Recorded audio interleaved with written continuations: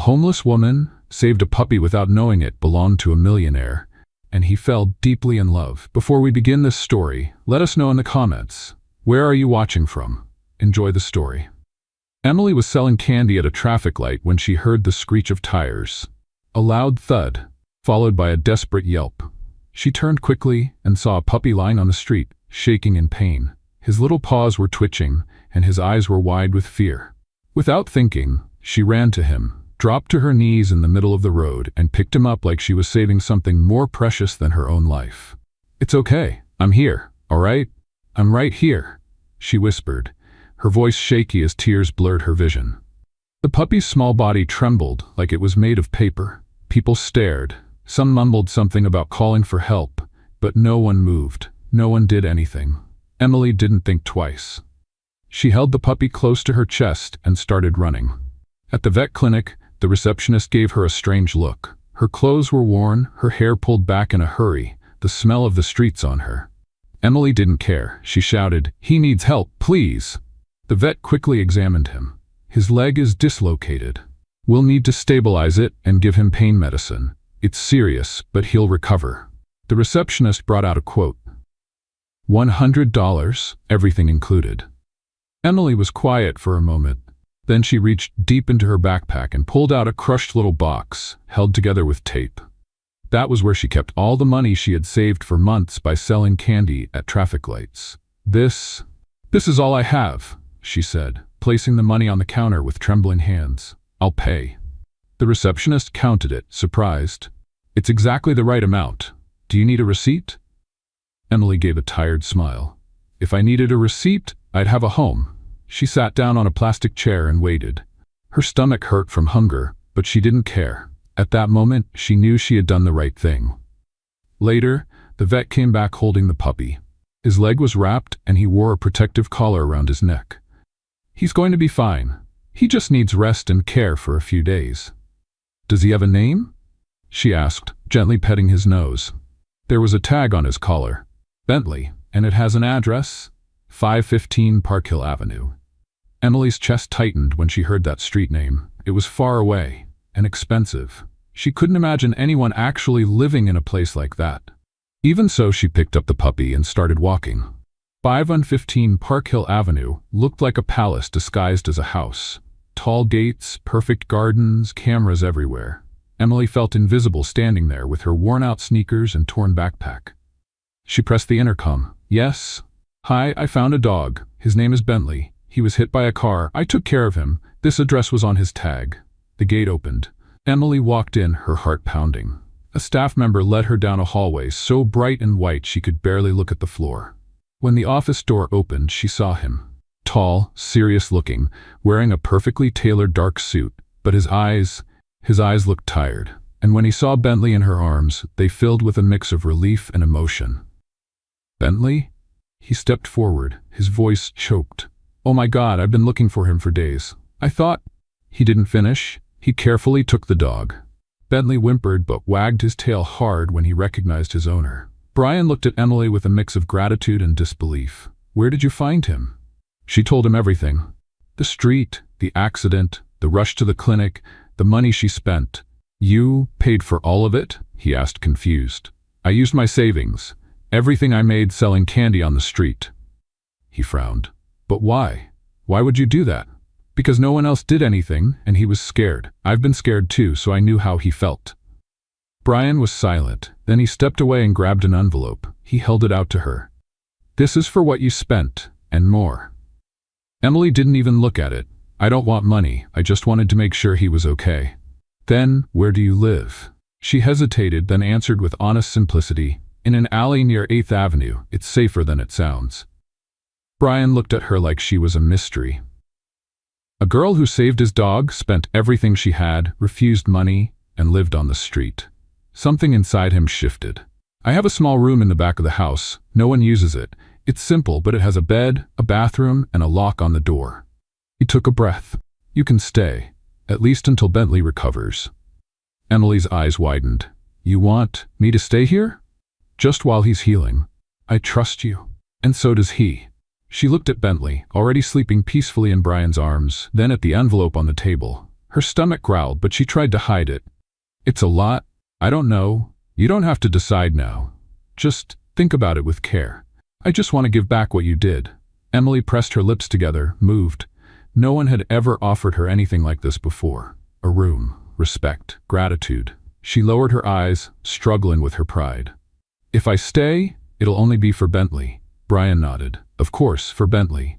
But deep down, they both knew something more was beginning there. Something neither of them had planned.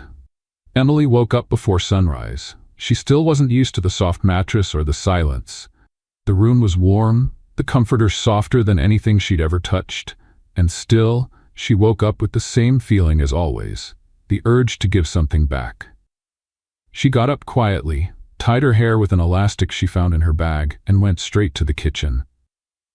Helen hadn't shown up yet, which meant she had time. No standing around doing nothing, she whispered to herself, determined to be useful. She opened the cabinets and grabbed what she could recognize. Coffee, a thermos, sliced bread, eggs. She turned on the stove, poured water into the coffee maker, and was about to crack the eggs when white smoke started coming from the side of the stove. She frowned. Huh. Suddenly, beep beep beep beep, the loud fire alarm blasted through the room. A jet of steam shot from the ceiling. Emily looked up, panicking. No, I didn't even burn anything yet. Bentley ran into the kitchen, barking like it was war. Seconds later, hurried footsteps echoed. Brian appeared in the doorway wearing only a towel around his waist, wet, hair dripping. What did you do? I was just making coffee, Emily shouted, covering her ears. This feels more like a chemical attack than breakfast. I didn't know the stove had a button for the end of the world. You triggered the security system. This house has a very sensitive smoke detector. Too sensitive, don't you think? All I did was heat some water. Brian rushed to a panel on the wall and punched in a code. The alarm stopped. The silence that followed was as sudden as it was awkward. They stared at each other. Bentley barked softly, circling them. Brian sighed. You woke up the whole house. At least no one will miss the coffee. This isn't coffee. This is an international incident. Emily crossed her arms, still tense, but a small smile forming at the corner of her mouth. For someone that rich, you have pretty poor patience. Brian let out a low sound, almost a laugh. And you have a natural gift for disaster. Thanks. I try. Helen showed up right after, muttering complaints. Emily was banned from getting within 2 meters of the stove for the rest of the day. Still, she insisted on helping in other ways. She tidied up the guest room, organized Bentley's toys, and even tried to clean his water bowl, though she spilled half of it on her own foot. Out in the garden, she found Andrew, the driver, sneaking a smoke behind the ivy wall. Hey, you're the hero of the day, he said, with a slight grin. Hero? I think I'm more like the fire alarm villain. Depends how you look at it. Mr. Scott hasn't walked around the house in a towel in years. Helen nearly fainted. Emily laughed out loud, then quickly covered her mouth. I didn't mean to cause all this. I just wanted, I don't know, to be helpful. Here, my dear, no one tries. We just survive, he said, half dramatic, half joking. But it's nice to have someone around who shakes things up. She didn't fully get what he meant, but she liked the sound of it. Later, in the office, Brian called her in with a serious tone. Emily came in a bit nervous, sitting on the edge of the chair like she was afraid of getting it dirty. I've been thinking about our talk this morning, he began, opening a folder on the desk. If this is about the coffee, I swear. No, it's about a formal agreement. She looked at him, cautious. I'm going to hire you, officially, for 2 weeks, to take care of Bentley full-time, with salary, food, and housing included. Emily blinked. All that? For 2 weeks? That's the expected time for his full recovery, and I want everything documented. You'll have the freedom to come and go, but there will be basic rules. Like? No setting off alarms, he replied, deadpan. She laughed. Brian slid the papers across the table. Read it carefully. You can say no if you want. Emily picked up the papers and looked at the lines filled with terms she barely understood. Then she grabbed the pen on the table, but it didn't work. She tapped it twice, blew on it, scribbled on a blank page. This pen is as dry as you are, she muttered. Excuse me? Nothing. Just thinking out loud. She tried again, and finally the pen worked. She signed the contract with the steady hand of someone who knew what they were doing. Even if she wasn't sure about anything, Signed, she said, pushing the paper back. Brian took it, glanced over it quickly and nodded. Welcome officially to the team, miss? Just Emily. All right, just Emily. She raised an eyebrow. Was that a joke? Don't get too excited. Too late. I already feel like part of the family. Careful. Around here, the family's a bit dysfunctional. Better than none, she replied with a small but sincere smile. Brian stayed silent for a few seconds. Then he stood up and offered his hand. Welcome, Emily. She shook his hand, and in that handshake, as formal as it was, something had changed. That evening, Emily was on the living room couch, with Bentley sleeping in her lap. The TV was on, showing one of those cooking shows with grumpy judges, but she wasn't paying attention. It was her second night there, and even though she was comfortable, part of her still couldn't believe it was real. She was wearing a soft bathrobe Helen had lent her, and her hair was tied up loosely. Bentley was breathing deeply and calmly, like he was finally home. Emily smiled and gently stroked behind his ear. Everything felt peaceful, until the front door opened without warning. The heels were the first thing she heard, sharp, firm steps echoing through the entryway. A woman walked into the room like she owned the place. Tall, slim, perfect makeup, and a perfume that filled the space before she even said a word. Emily sat up straighter on the couch, automatically covering her legs with the robe. The woman looked at her with disguised disdain. Then she looked at Bentley. Well, at least someone here still has good taste, she said, completely ignoring Emily as she bent down to touch the dog. To Emily's surprise, Bentley let out a low growl. What's that, sweetheart? The woman stood up, as if the dog had insulted her. You forgot me that easily? That's when Brian appeared. Natalie? Good evening, she replied, forcing a smile. You weren't picking up, so I thought I'd stop by. Figured we could talk, but I see you're busy. Brian glanced at Emily, then back at Natalie. This is a house, not a runway. You can't just barge in. Barge in? Please. I still know the door code, and your assistant never blocked me from the calendar. You know me, Brian. I never cared much for small rules. She crossed her arms, and only then did she look back at Emily from head to toe. What an interesting figure. You've always had a thing for charity, haven't you? Always picking up lost causes. Emily didn't know what to say. The comment hit like a slap, but Brian didn't hesitate. Watch what you say. Am I wrong? You are. Completely. Natalie laughed, flipping her hair to the side. No need to pretend. It's obvious this is temporary, just like all the others. But if this is your way of getting back at me, congratulations. You did it. This isn't about getting back at you. You don't belong here anymore, Natalie. Emily carefully stood up, picking Bentley up in her arms. She wanted to leave the room, disappear, vanish.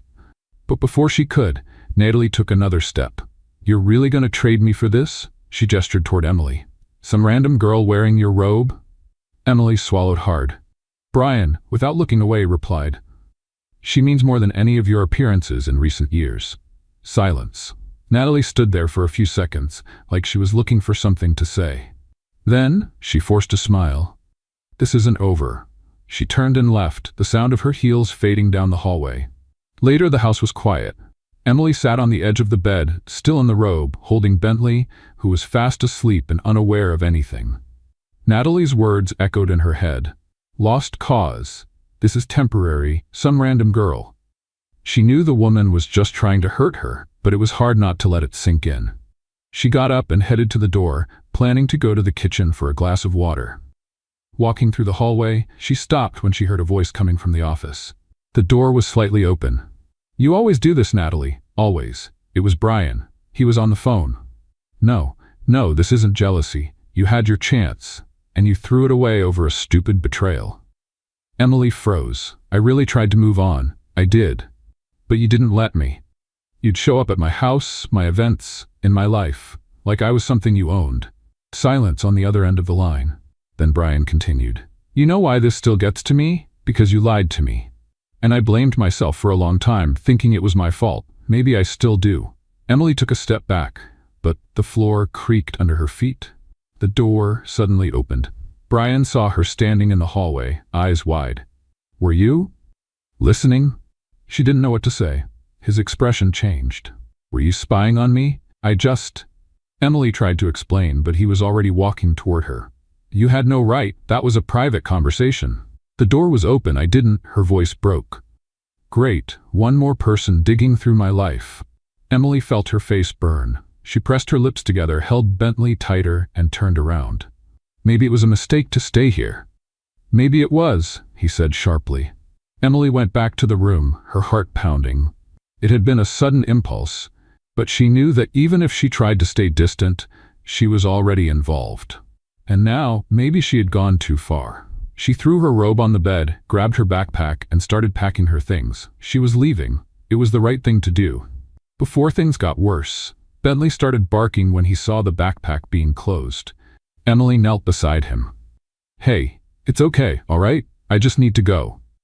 Bentley barked louder. He laid his paws on the zipper like he was saying don't. She tried to move him away, but he just curled up next to the bag with sad eyes. Oh, don't do this. The barking went on, sharp, honest, like he knew exactly what was happening. Emily took a deep breath and sat down again. Come on, buddy.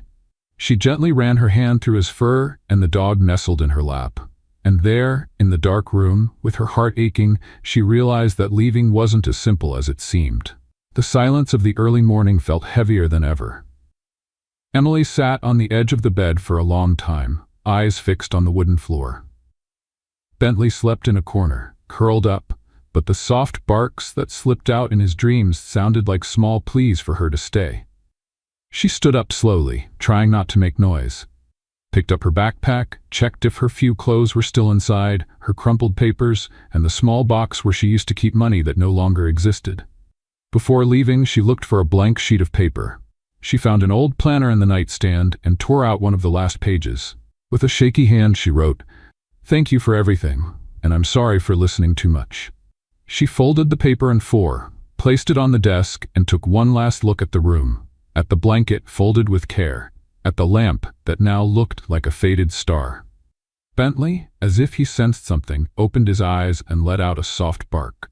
"Shh," Emily whispered, kneeling down. "You're going to be okay. He'll take care of you." She kissed the dog's head and stood up slowly. Her body ached, her heart even more. She walked to the door, took a deep breath, and left. The sun hadn't come up yet when Brian woke up. He had slept badly, like on those nights when the mind doesn't quiet down and the chest feels heavy. He decided to check if Bentley had taken his medication, but when he passed by the guest room, the door was half open. He pushed it. The bed was empty. The robe was hanging on the chair. A strange silence filled the room. He frowned and took 2 steps inside. That's when he saw the note. He picked up the paper with his fingertips, as if touching it might burn him. "Thank you for everything, and I'm sorry for listening too much." The words hit like a punch. He crumpled the note, stepped back, and without thinking, slammed the bedroom door shut. The sound echoed through the house. Bentley barked downstairs. Helen appeared in the hallway, sleepy but serious. "Something wrong?" "She left." Helen raised an eyebrow. "What do you mean, left?" Brian didn't answer. He just went downstairs, ignoring the coffee, the planner, the messages on his phone. Nothing seemed to matter at that moment. He sat in the office chair, staring at nothing for a few minutes, then suddenly stood up and called Andrew. "I want you to find Emily. Now." "Any specific place to start?" the driver asked, already starting the car. Brian ran a hand through his hair, frustrated. "She said she used to sleep near 8th Avenue, near a laundromat. See if you can find anything." "On my way." The city was just waking up when Emily curled up by the cold wall of the laundromat. She had returned to the same place where she had spent so many nights. The dirty sidewalk, the old blanket a kind lady gave her weeks ago, the distant sound of cars. It was all familiar. But this time, it was different. This time, it hurt. She coughed. Her whole body felt heavier, and a chill ran down her back. It must have been just the cold. Or maybe not. She knew something wasn't right. She hugged her backpack to her chest and tried to close her eyes. Hours later, Andrew parked nearby and quickly got out of the car. He looked around, crossed the street, and then saw her. Emily was there, lying against the wall, trembling, her face pale. She didn't look like she was sleeping. She looked like she was fading. "Hey!" Andrew rushed over and knelt beside her. "Emily?" She opened her eyes with effort, tried to smile. "Andrew, hi. You've got a fever. Come on, let's get out of here." "No, it's okay. Wanted to sleep a little. No sleeping, he said, already pulling out his phone. Stay awake. Brian's on his way. He shouldn't have. He asked me to find you, and there's no way I was leaving you here like this. Brian arrived a few minutes later. The moment he saw Emily, it felt like his heart tightened. She looked nothing like the girl who used to take care of Bentley on the couch. Pale, weak, like she had shrunk. He didn't hesitate. He knelt beside her, slipped one arm behind her back and the other under her knees. I can walk, she whispered. Be quiet, Emily. She gave a faint smile. You haven't changed. Neither have you. Still stubborn. He lifted her up and carried her to the car. Andrew opened the back door, and Brian got in with her, settling her gently. On the way back, Emily rested her head on his shoulder, her eyes heavy. I'm sorry, I shouldn't have listened, she murmured. Forget it. It was my fault. You were angry. I was. Because I was frustrated, and when I get frustrated, I mess up, like letting you walk out the door without stopping you. She sighed, almost falling asleep right there. Brian squeezed her hand firmly. Don't ever do this again, okay? She didn't answer. She was already asleep. Helen was at the door when they arrived. The guest room's ready, she said dryly. She's going to mine. Helen's eyes widened. What? You heard me. Get the room ready, and bring the thermometer. Helen paused for a moment, like she was trying to understand what world she had just stepped into. Then she nodded and went inside. Brian carried Emily upstairs, walked down the hallway, and gently laid her on his bed. He pulled the blanket over her, brushed her hair off her forehead, and left to get a damp cloth. When he returned, Helen was leaning against the doorframe, arms crossed. Never thought I'd see this again. See what? The old Brian, the one before the coldness, the one who cared. Brian gently wiped Emily's forehead, ignoring the comment. She saved Bentley. Yes, and now it looks like she's saving you too. He didn't respond. He looked at Emily's calm face and knew right then that something inside him had already changed. Maybe it started with the dog. Maybe with the way she refused the money. Maybe with her smile, even while carrying the weight of the world. The fever was gone, but Emily still felt weak, like a strong breeze could knock her down. Still, when she opened her eyes that morning and saw the soft light coming through the window, she had a childlike urge to go outside and breathe some fresh air. She sat up slowly, still in bed, and looked around. She was in Brian's room. Clean sheets, a light scent of tea on the nightstand, and a folded blanket at the foot of the bed made it all feel even more surreal. It wasn't the kind of place she pictured herself. And yet she was there. Bentley, as if sensing she was awake, gently jumped onto the bed and rested his head on her lap, with a calm look in his eyes. She stroked behind his ear and whispered, I know. I don't understand what's going on either. A little while later, Helen walked in with a plate of fruit and a distant tone in her voice. Good morning. You look human again. Emily gave a small smile. Not sure if that's a compliment. That's the closest you'll get from me, Helen replied, walking out. Brian came in right after, looking tired, like he hadn't slept much, if at all. He looked better. Still a bit weak, but alive. That's enough, he said, walking over to the bed. If you feel like stepping out for some fresh air, I can ask Andrew to go with you. Emily shook her head. I need to walk by myself, just for a little bit, can I? He hesitated for 2 seconds before answering. Take Bentley with you, and your phone. Call me if anything happens. She nodded, surprised to see a hint of concern in his eyes.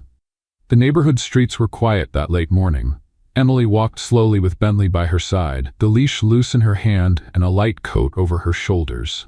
The cool air brushed her face, bringing a sense of freedom, but also vulnerability. Let's have a little fun with the folks who only read the comments.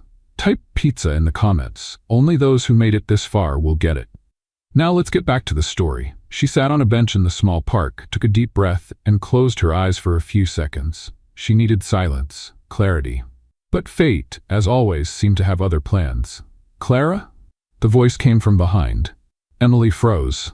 Clara Santiago?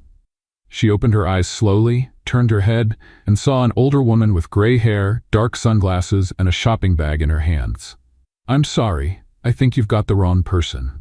No, I don't, the woman said as she stepped closer, emotional. It's me, Maggie. I used to work at your house, in the kitchen. My goodness. After everything that happened, no one knew where you had gone. Emily stood up right away. I'm not that person anymore. You don't understand. I saw everything, Clara. I know it wasn't you. I know it was him. Emily felt like the ground disappeared under her feet for a moment. Please, she whispered, don't speak so loud. Not here. Maggie grabbed her hand tightly. I tried to defend you, but no one wanted to listen. Your father had too much power. He silenced everyone. Emily pulled her hand back, clearly shaken. I don't want to go through that again. But you have to. You can't keep running for the rest of your life. You were innocent, Clara. I am, she replied, her voice low and steady. But that didn't matter. She tugged Bentley's leash and walked away quickly. Clara, wait. My name is Emily now, she said, turning back briefly, and I want to forget that old name. Then she kept walking. Brian was in the garden when she got home. He saw her red face, the fast steps. She let Bentley off the leash, who went straight to his usual spot and went inside without saying a word. Brian followed her, sensing something was wrong. Emily? I just need some time. Did something happen? She was already going up the stairs, not answering. Later, he went upstairs to talk. He found her sitting on the floor of the bedroom, facing away from the door, hugging her knees. Do you want to tell me what happened?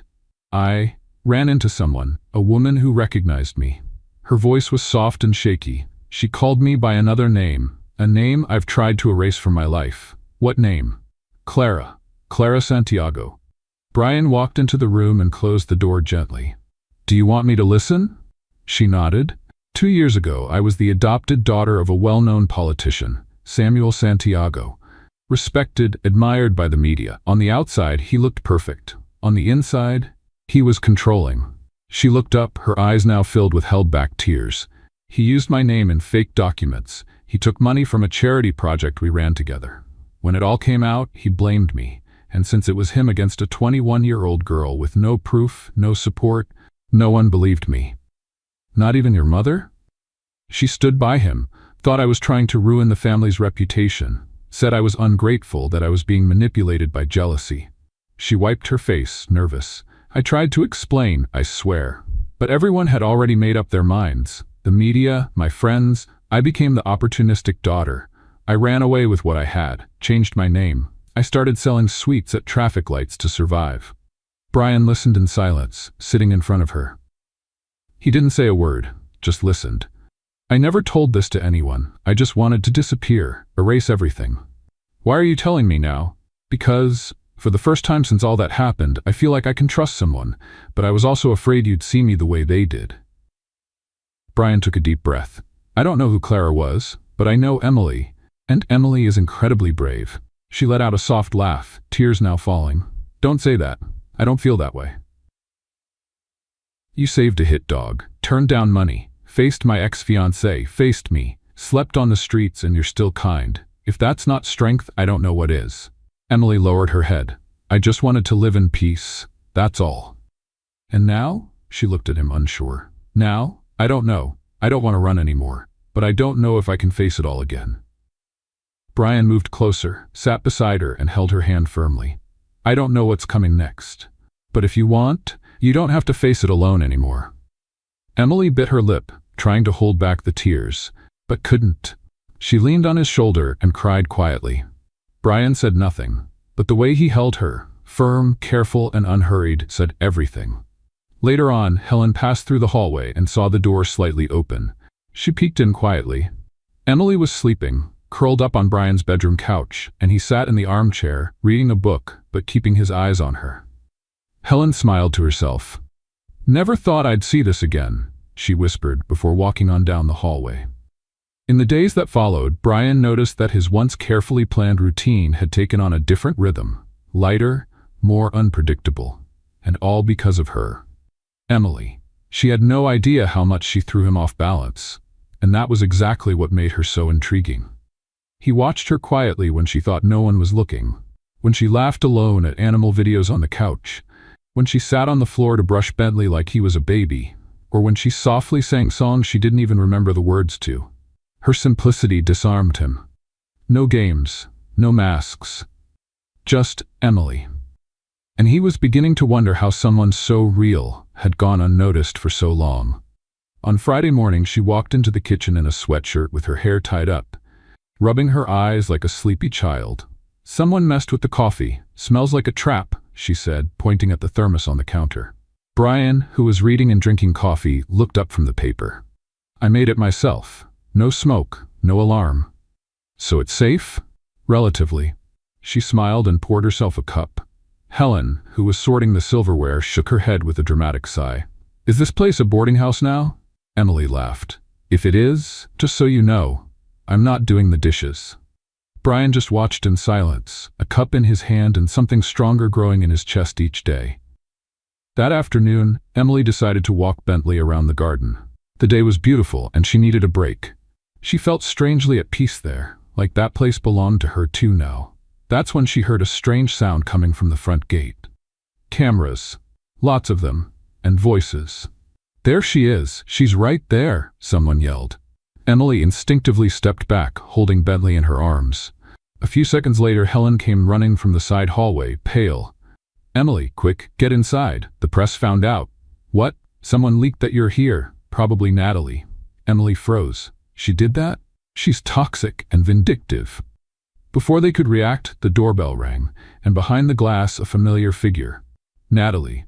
And next to her, a man with a microphone and a smile that was way too wide to be genuine. Is Brian home? She shouted. I brought someone very curious to meet your new friend.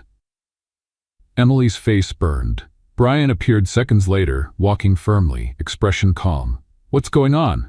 Just a quick interview, nothing invasive. The whole country wants to know who's captured the heart of New York's most private man. I didn't give anyone permission to come in, Brian said firmly. Oh, relax, Brian, Natalie said with a poisonous smile. It's just a light chat, unless you have something to hide. The reporter stepped forward. Mr. Scott, is her name really Emily? Is it true she's living here with you? Is this a new relationship?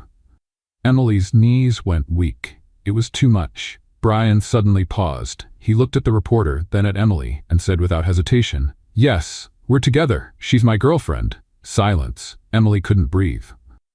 What did you say? She whispered in disbelief. We're together, he repeated, looking straight at the cameras. The flashes went off. Natalie crossed her arms, eyes wide with quiet rage. The reporter continued, So it's official? Can we publish that? Go ahead, Brian replied and shut the door in their faces. Emily stood frozen in the hallway like she'd been hit. Brian turned to her. I had to protect you. Protect me? She yelled. You threw me into a circus. I couldn't let them invade your privacy. I did what I thought was best. Without asking me? There wasn't time. I'm your employee, Brian. You put me in a role I never asked for. What did you want? For them to make up lies? Dig up your past? Emily went silent. You had no right. I just wanted to keep you from getting hurt. Hurt? Now everyone thinks I'm your mistress, your kept woman, your who even knows? She rubbed her face, nervous. I should have left when I had the chance. But you didn't. She stared at him, breathing hard, and now I regret it. He took a step toward her. I only did this because I care. You don't even really know me. I know more than anyone else, and honestly, I don't care what they think. Well, I do, she shouted. Silence. They stared at each other for a few seconds. Emily was shaking, with anger, with nerves, with something she couldn't name. Brian stepped closer. Are you scared, or are you running again? I don't run. Then why not face this? Because. She didn't finish. He held her face gently, and on impulse, kissed her. It was a quick, intense, desperate kiss. No permission, no plan. And yet, they both gave in. For a moment, the world stood still. The voices disappeared. Breathing stopped. And all that was left was the touch, the warmth, the inner chaos that could no longer be ignored. But then, they pulled away. Emily took a deep breath, her heart racing. Brian too. Silence. She didn't say a word, just turned away without looking at him and went upstairs. In the hallway, her face still warm, she leaned against the wall, closed her eyes and whispered, Why? Why did that have to feel so good? She smiled to herself and walked to the bedroom with the lightest steps she'd taken since she arrived. Emily opened her eyes slowly. She was still lying down, but the world already felt like it was moving. The last few days had been a whirlwind of emotions, and the kiss with Brian, that kiss, kept coming back to her as if it had just happened. She didn't know how to react. The touch, the intensity, the way he pulled her in, it was impulsive, intense, way too real. But it had also been a mistake A delightful mistake, and a dangerous one. She went downstairs hoping to see him, but breakfast was ready, and Brian was nowhere in sight. "He left early today," Helen said when she noticed her in the kitchen. "He did?" Said he had to take care of urgent matters, with that look like he was avoiding a conversation. Emily drank her coffee in silence. Something inside her was tight, an uncomfortable mix of frustration and expectation. She didn't know how he felt, but she knew what she was starting to feel, and that was exactly what she didn't want. That afternoon, Emily was in the garden with Bentley, throwing a stuffed toy for him to fetch. The dog ran back and forth happily, as if the whole world was that simple. For the first time in days, she smiled genuinely. But the peace was interrupted by hurried steps. Helen appeared on the patio, clearly upset, holding her phone. "We need to talk." "Did something happen?" Helen took a deep breath. "Your name is on the news sites and on social media. Someone leaked pictures of you here, at the house." "What do you mean? Pictures?" Helen handed her the phone. It was a collage of images. Emily feeding Bentley in the garden, getting into Brian's car, coming down from the guest room with a towel over her shoulder. And the headline, "New partner of CEO Brian Scott?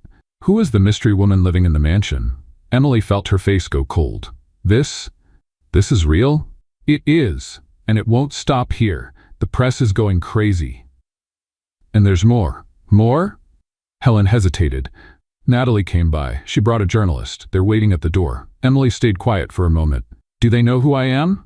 "Not yet, but they want to find out." Emily looked at Bentley, then at the phone.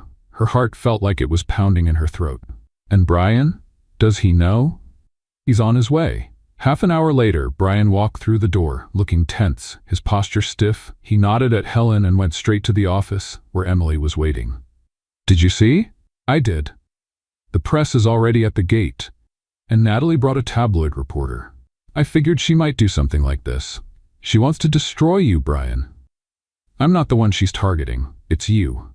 Emily crossed her arms, anxious. "So now what?" Brian took a deep breath. He walked over to the desk, opened a drawer, and pulled out a folder. "We signed this," she frowned. "What is it?" "A contract. For marriage." Emily let out a disbelieving laugh. "Excuse me? I'm serious. You want to marry me?" "A contract marriage, for 3 months." She widened her eyes.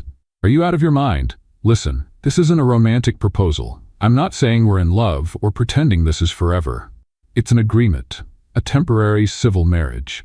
No crazy demands, just presence, appearance, and legal protection. You want to marry me just to make things look under control? I want to protect you. They're going to keep digging until they find something.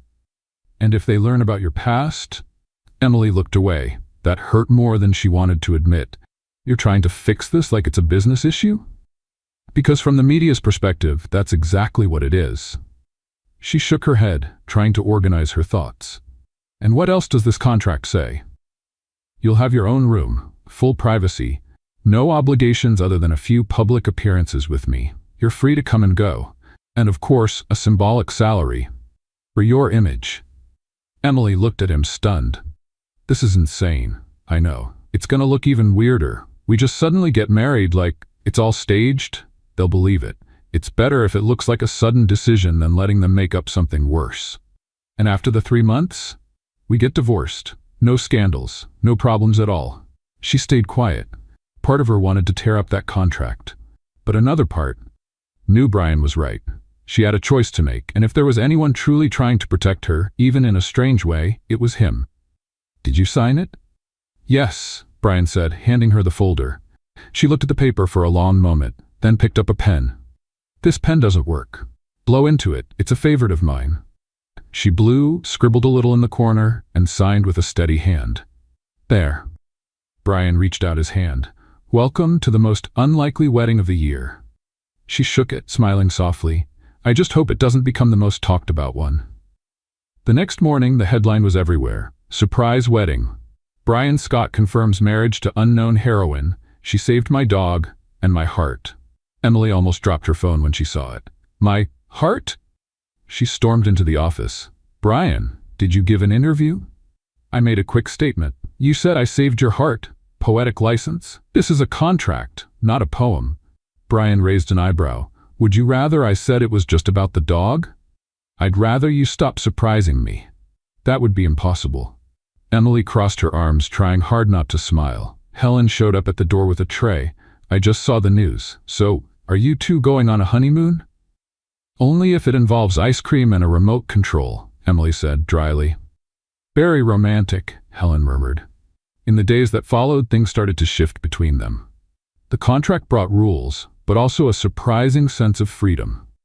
They laughed more than they should have, argued over who would heat up the food, competed to see who made better popcorn.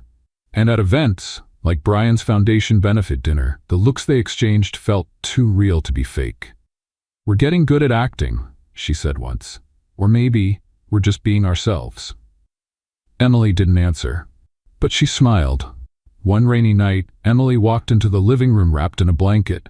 Tonight is for a bad movie and pizza. I've decided. And what if I have something more important to do? Then you'll miss the best part of life. You've convinced me. During the movie, she rested her head on his shoulder without thinking. And he didn't move. They stayed like that until the credits rolled. And even after. That night, she fell asleep on the couch without meaning to. Brian gently covered her with the blanket, watching her peaceful face like it was the only thing he wanted to remember. The next morning, Emily woke to the sound of rain. Brian was on the porch, standing with 2 mugs of coffee. When she walked over, he handed her one. Sleep well? Surprisingly, yes. Good. We have a long day ahead. Why? We're doing our first official interview as a couple. What? Don't worry. I wrote a script. You just have to smile and agree. You scare me sometimes, and you undo me. She didn't expect him to say that. She stood still for a moment, looking at him. The coffee warmed her hands, but what warmed her heart was the way he looked at her.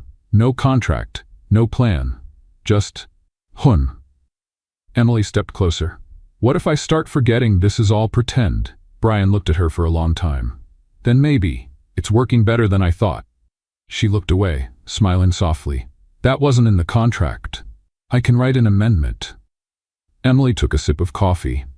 And what would it say? That maybe 3 months isn't enough to figure this all out. She stayed quiet for a moment, then gently touched his hand. The official interview took place on a cloudy afternoon in the mansion's garden. A carefully arranged setting with just a few pre-approved questions, a journalist who smiled a little too much to be real, and a camera trying to capture the authenticity of the couple of the moment. Emily was nervous.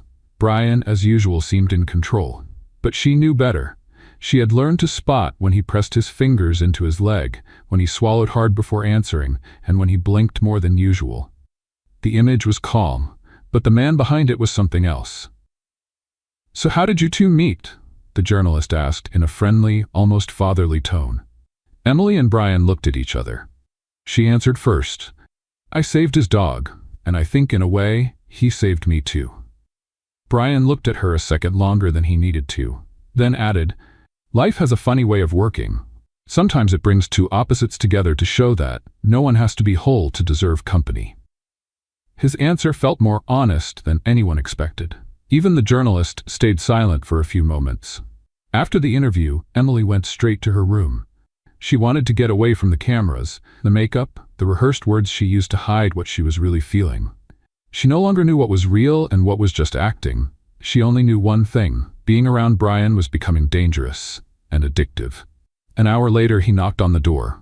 May I? You're already in, she replied, lying on her back, still wearing the dress from the interview. Brian sat in the armchair. You were amazing downstairs. I was a fraud. No, you weren't. It was all just acting, Brian. What you said was real. Emily looked him in the eyes. And what about what you said?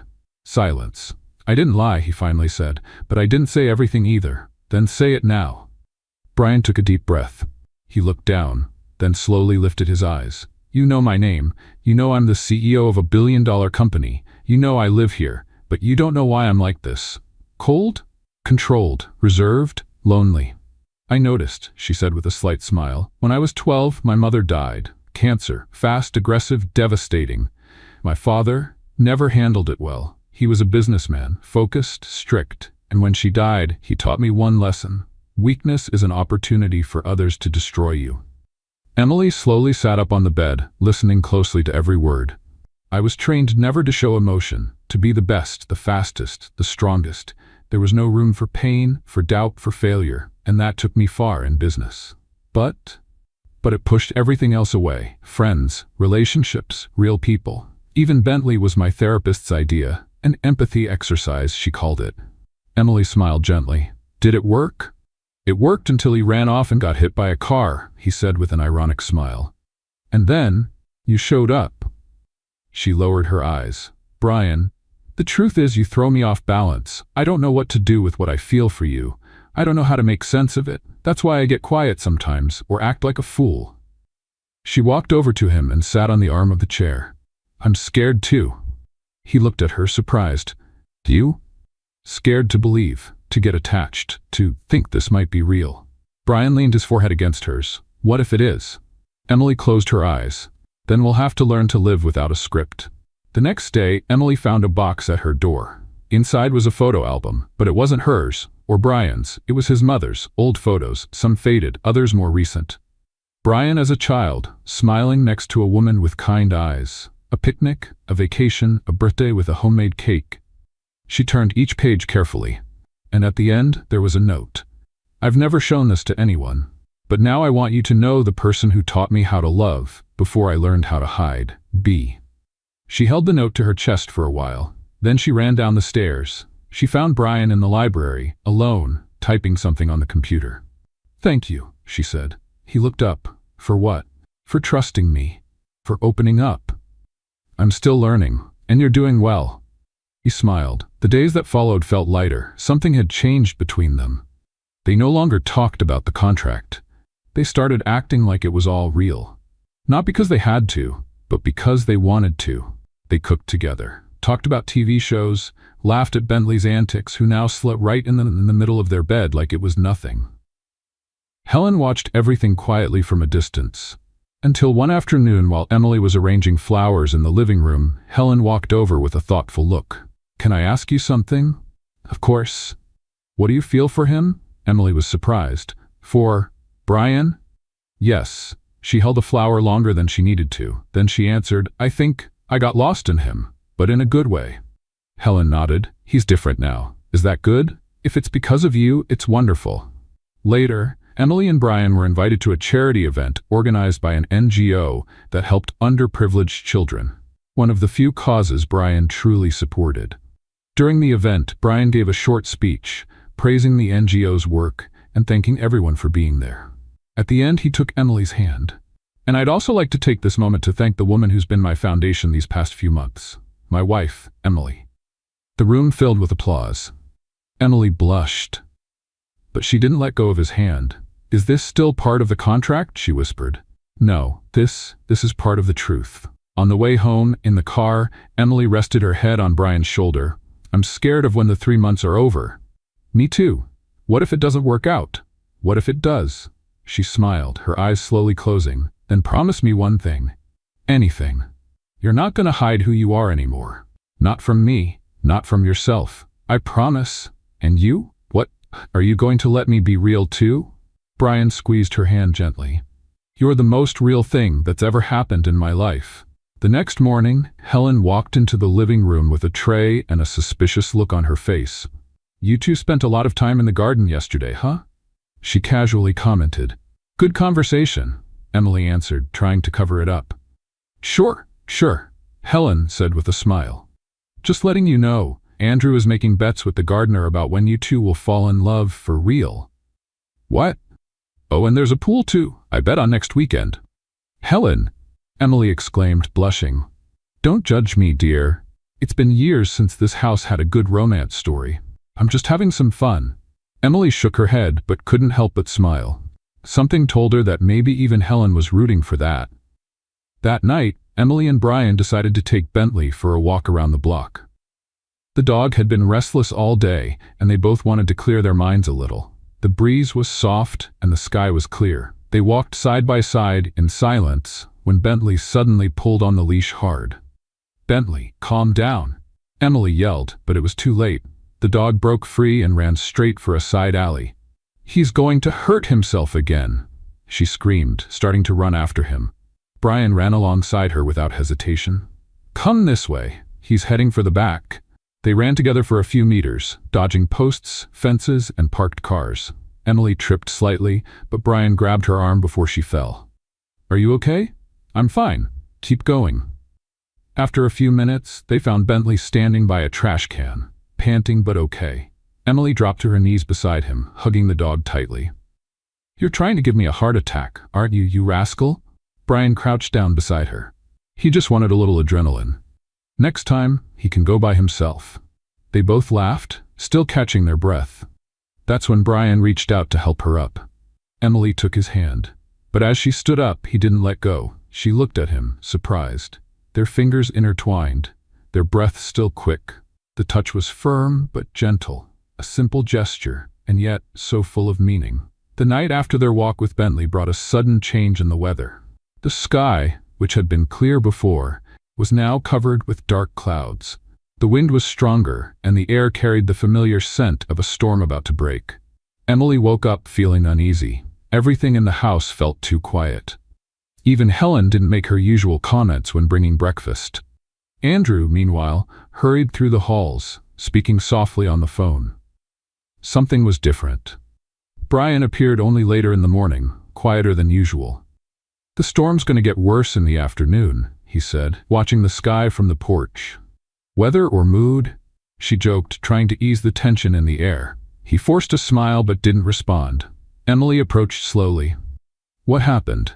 "Natalie." Emily tensed immediately. "What's going on now?" "She showed up at the company early this morning with a folder full of old documents, pictures of you on the streets, old reports about your disappearance, and a rehearsed speech to convince investors that you're a fraud." Emily felt her stomach turn. "She wants to ruin you through me. I know, and what are you going to do?" Brian took a deep breath. "Nothing. If I react, she wins. And if others want to believe her, let them. I'm not fighting for my image anymore, Emily. I'm fighting for something else now." She looked at him, trying to understand. "You know who I am. You know what I've been through. And still," he repeated, firmly, "I choose to stay by your side." Emily felt tears welling up, but she held them back. "It wasn't the time." "Are you sure?" "The only certainty I have is that you're the most real thing that's happened in my life in the past few years." She didn't say anything. But in that moment, she knew that something inside her was changing. Something was healing. In the afternoon, the storm finally arrived. Lightning struck across the sky, and rain poured down heavily. The windows of the mansion vibrated with the sound of thunder. Emily stayed in the library, curled up in a corner, reading one of Brian's old books. Bentley slept at her feet. Brian came in hours later, his shirt wet from being outside. "Are you crazy going out like that?" she asked, putting down the book. "I went to the gate. The press is still there. And now they brought drones. Drones! Welcome to the world of digital chaos." She got up, grabbed a towel, and gently pulled him inside. She started drying his face, as if it were the most natural thing in the world. "You don't have to do this," he murmured. "I know, but I want to." Brian watched her intently. Her touch was light, but each gesture said more than 1,000 words. "Why are you still here?" he asked suddenly. Emily stopped. "Because I don't want to run away anymore." "Even with all this?" "Even with all this." Silence. She kept drying his hair, her hands slightly trembling. "I'm tired of pretending too," he confessed. "Tired of controlling every step, every word, every feeling. With you, I can just be myself, even when I don't know exactly who I am." Emily smiled, her eyes filling with tears. "And with you, I can stop defending myself." Brian pulled up a chair and made her sit in front of him. He grabbed a blanket and covered her. They sat there in silence, watching the rain fall. "When my mom died," he said, his voice soft, "I promised myself I'd never let anyone get close enough to break me again. I kept that promise for a long time. Until now, until you." Emily bit her lower lip, moved. "I don't know what we are, Brian, or where this is going. Me neither, but I know what I don't want, to lose this." She reached out her hand, and he took it. The storm was still outside, but inside the library there was a truce, a safe space where old wounds were slowly starting to heal. Hours later, Helen appeared at the library door, holding an extra blanket and a look that said she already knew everything that was going on. "You two want to have dinner here, or keep pretending you're not a real couple?" Emily and Brian laughed at the same time. "We'll have dinner here," Emily said, snuggling in closer. Okay, but if I hear a kiss in the middle of the room, I'm going to pretend I'm gone, Helen replied, turning away. That night, Brian surprised Emily with something simple, a letter. She found it on the bed next to a rose. I don't know how to write beautiful things, and maybe I never will. But today, watching you read To the Sound of the Rain, I realized that some people don't come into our lives to complete us. They come to remind us of who we are when we forget. You remind me, Brian. She held the letter against her chest, moved. Then she went downstairs, found Brian on the couch with Bentley on his lap, and just sat down next to him. No questions today, she said, no answers either, just presents. And they stayed like that. The next morning, the storm had passed. The sky cleared, and the air carried the scent of wet earth. Emily opened the window and took a deep breath. Brian was already outside in the garden, watering the plants. Shirtless, completely carefree, she smiled, crossed her arms, and leaned against the window. Trying to provoke me? I'm watering. What about you? I'm admiring the view. He laughed nonstop. The storm's over.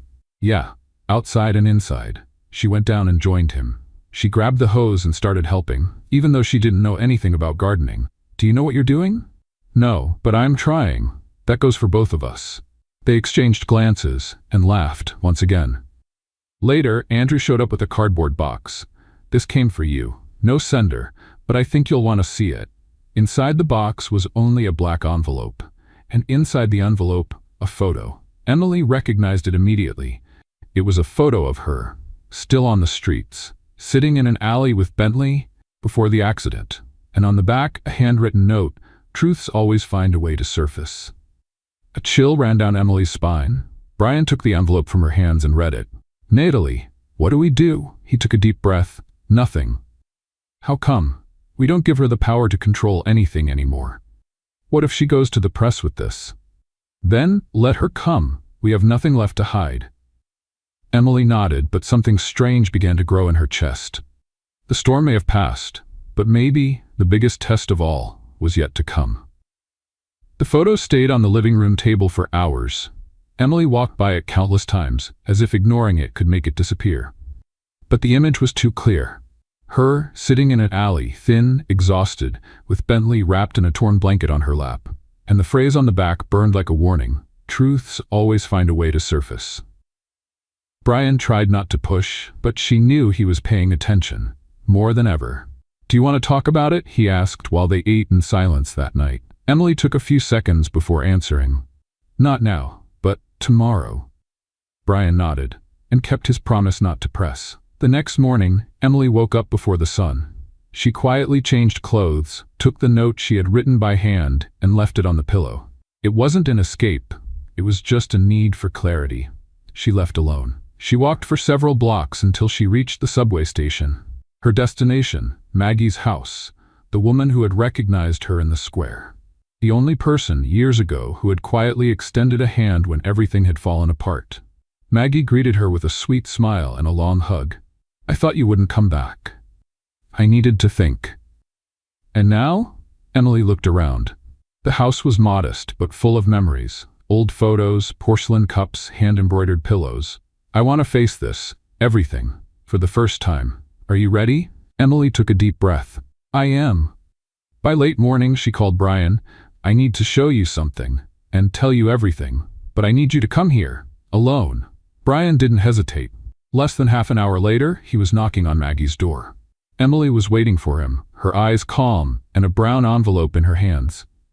"What is this?" "It's what's left of the documents from the NGO my father used to launder money, with my forged signature."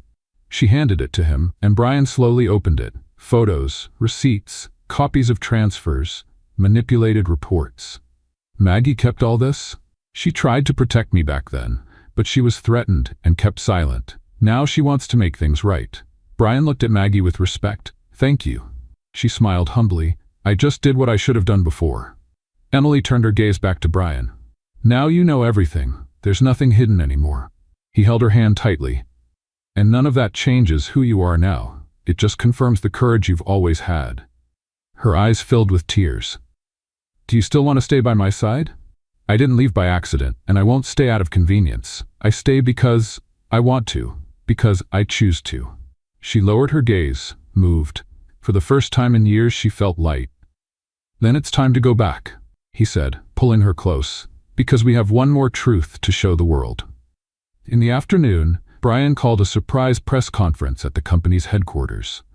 The room was full of journalists, cameras, and curious onlookers. Emily stayed by his side the whole time, silent.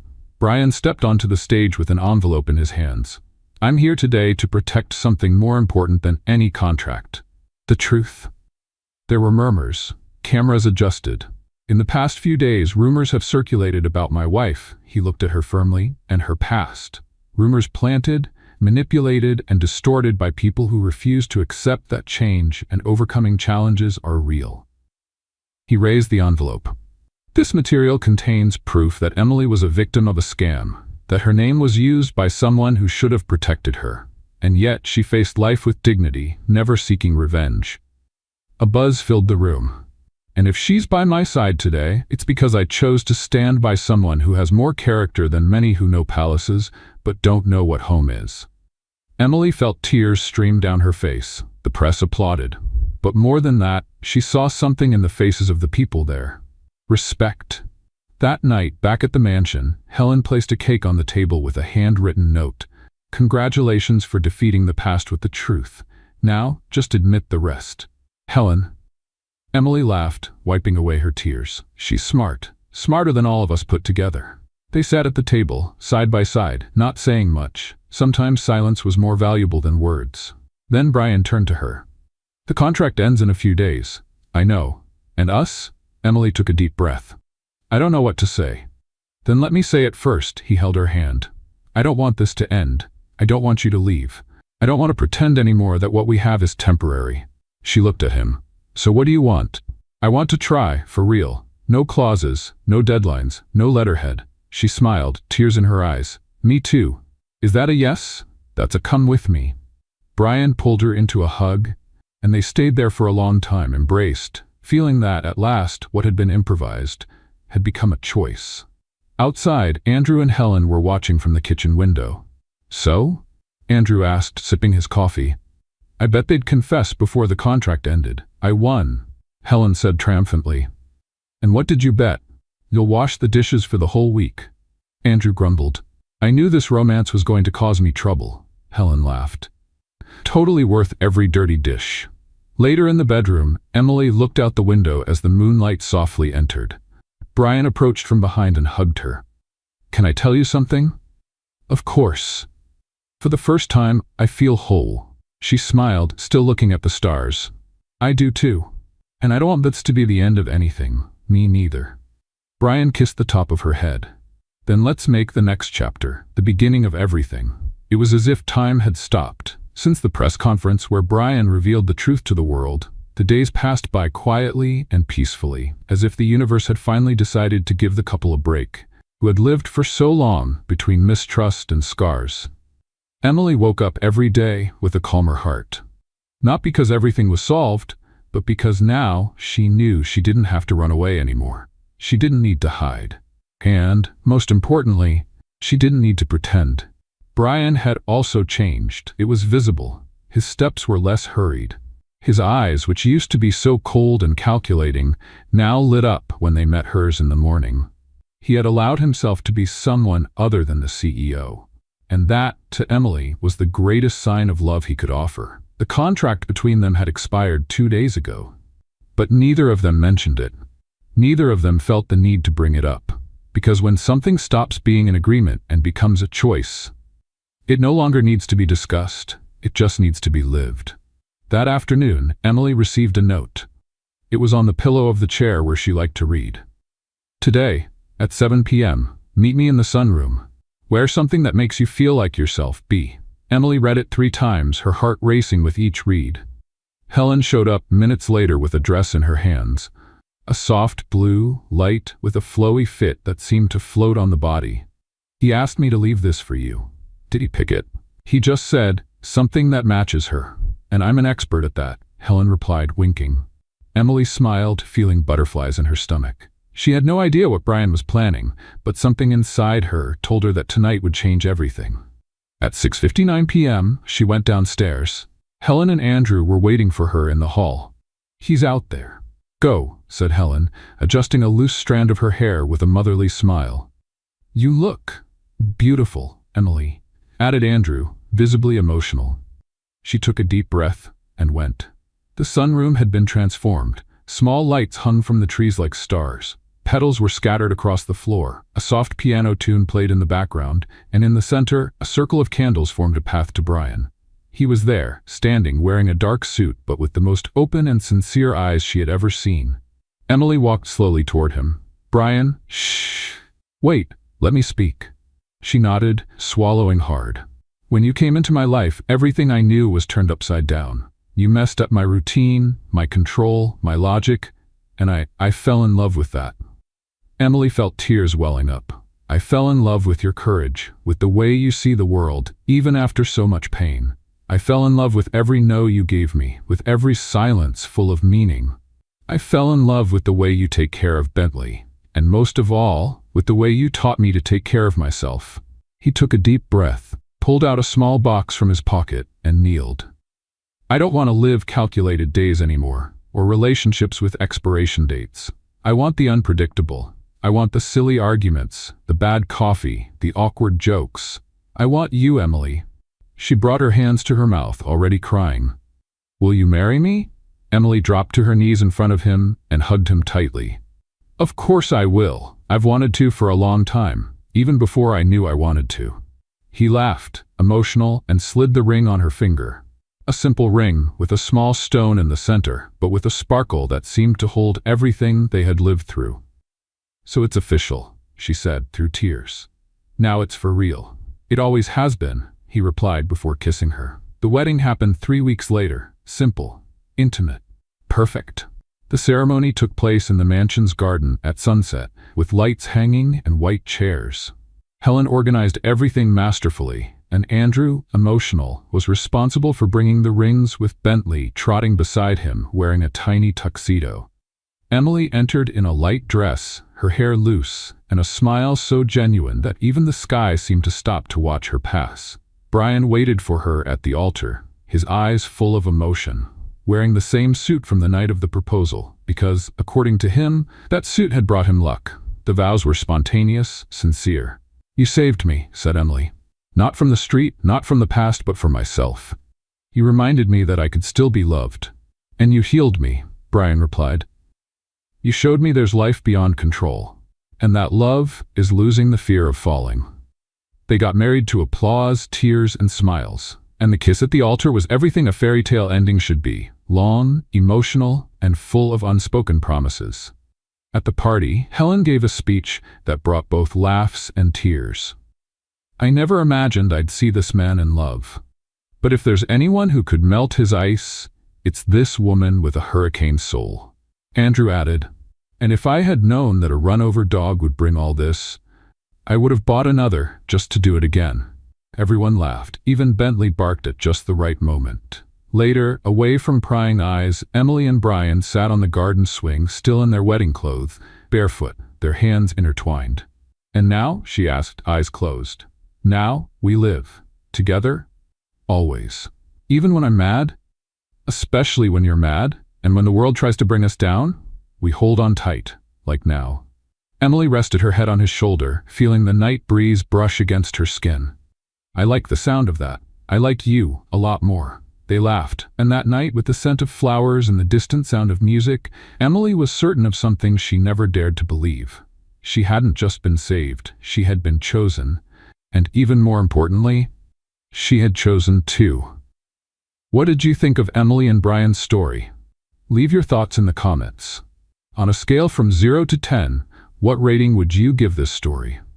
Subscribe to the channel and turn on the notification bell to follow all our stories, and feel free to check out more touching stories by clicking here on the final screen.